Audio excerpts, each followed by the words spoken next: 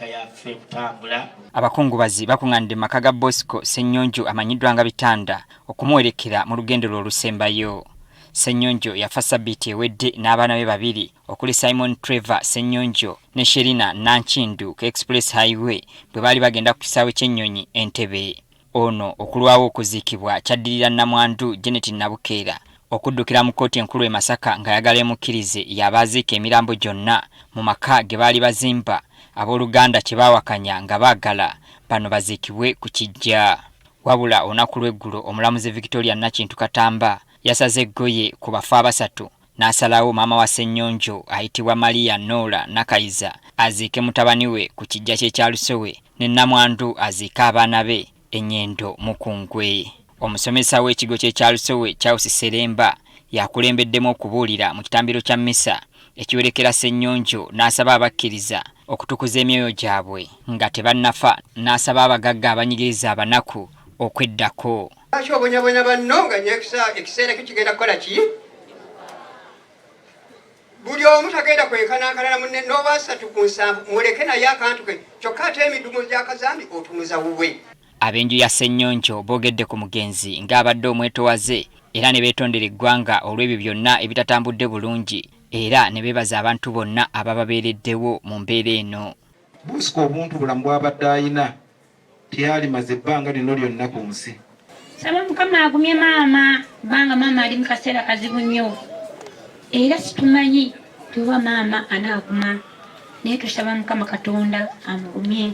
Gyo mikwano gy'omugenzi gimutendereza olw'obukkakkamu bw'abaddeko okuva mu buvubuka bwe okutuusa lwavudde mu bulamu bw'ensi eno. Era buli muntu ali wano yenna naddala abakyaliko wansi mwolekere empisa lubaale mujja musonyiwa.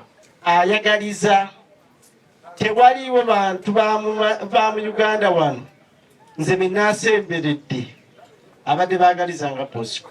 Akuliye essigali ekika ky'ekinyonyi Namuŋŋoona aba Ssenyonjo Mukomazi yeetondedde abakungubazi olw'okuswala kwe batuuseeko mu mbeera ezibaddewo ng'ab'ekika ky'ennyonyi wabula n'abakubiriza okwettanira okukola ekiraamo nga tebannafa. Tusonyiwe banne twetonze kubanga wano oba oliawo mu Buganda ebintu nga bwe mwabirabye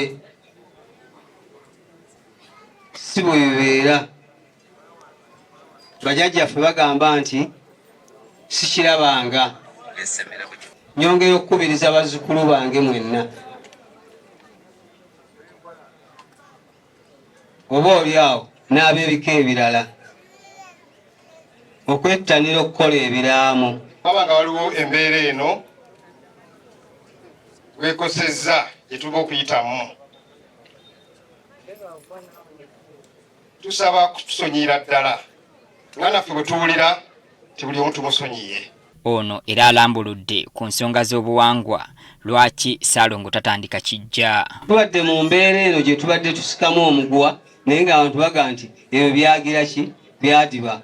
Omuntu amugamba nti Ssaalongo tatandika Kijja ebyo byagira ki byadiba. Naye kiva mu kudiba gwagamba kyadiba ojja kumala wano ennaku lumu bbiri ogende naye ab'ennyumba basigale nga balina obuki obuzibu bwabwe. Aye tojja kukomawo pakola ki kubayamba. Twaha Kasirye ayogerera poliisi e Masaka ategeezezza ng'omugenzi bw'abadde mpagiruwaga eri ekitongole kya poliisi.